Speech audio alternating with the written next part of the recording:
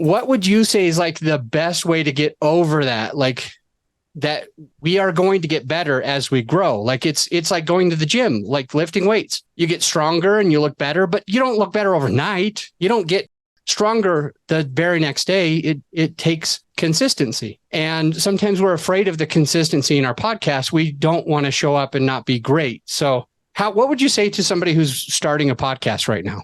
Yeah, it depends on the type of person you are. So for example, I'm an introvert.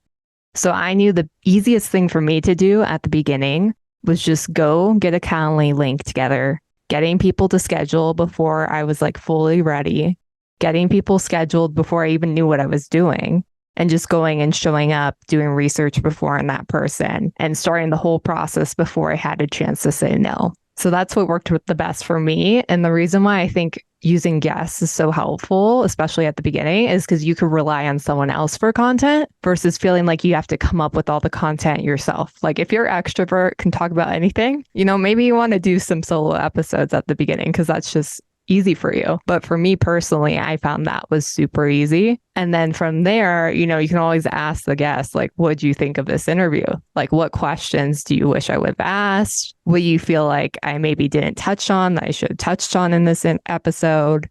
There's so many things you can ask from them to get more feedback and then use that for your next interview and your next interview and your next interview. So I think I did that well in the beginning of just really creating an environment where I couldn't get out of it and really just had to go for it. And then another thing I would say too is try not to overthink it at the beginning because you're going to iterate later on. So you don't have to think about, oh, this has to be perfect at the beginning. I have to have X, Y, and Z thing at the beginning, or else it's not even worth starting.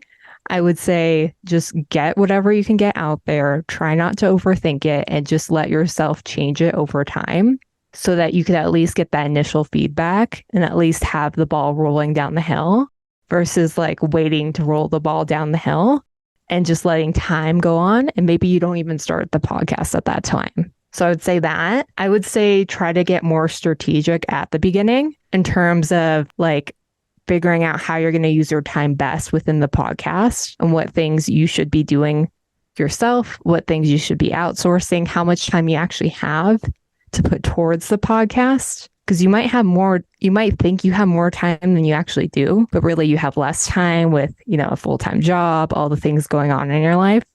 I would say also batch recording has helped me a lot. I love batch recording. It makes life so much easier if you have 5 episodes ready to go and just ready to release and have those episodes all edited at the same time. I would say do that as well. Also, Facebook groups and using different platforms has helped me a lot, like Podcast Guest Facebook group, podmatch.com, matchmaker.fm. These are all different sites that you can go and find podcast guests from. Let's pause for a second. Say those 3 again. I want to make sure that the person editing the show is able to get all those links into the show notes for our resources section. So you said Facebook groups, Podmatch, matchmaker.fm? Yes, Matchmaker. Okay. Cool.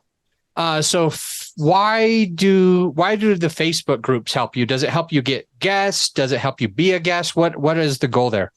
So there's a Facebook group. I believe it's called Be a Guest or Look for a Guest on Facebook, something similar to that. And there you can actually see a bunch of people pitching themselves, or you could see a bunch of shows that need guests and go and guest on those shows as well. So I found that super helpful. I also like to stalk Instagram hashtags. Like, for example, let's say if I want to do a podcast on money mindset and I would search money mindset, and then I would see who are the top accounts on Instagram and then go and reach out to those people.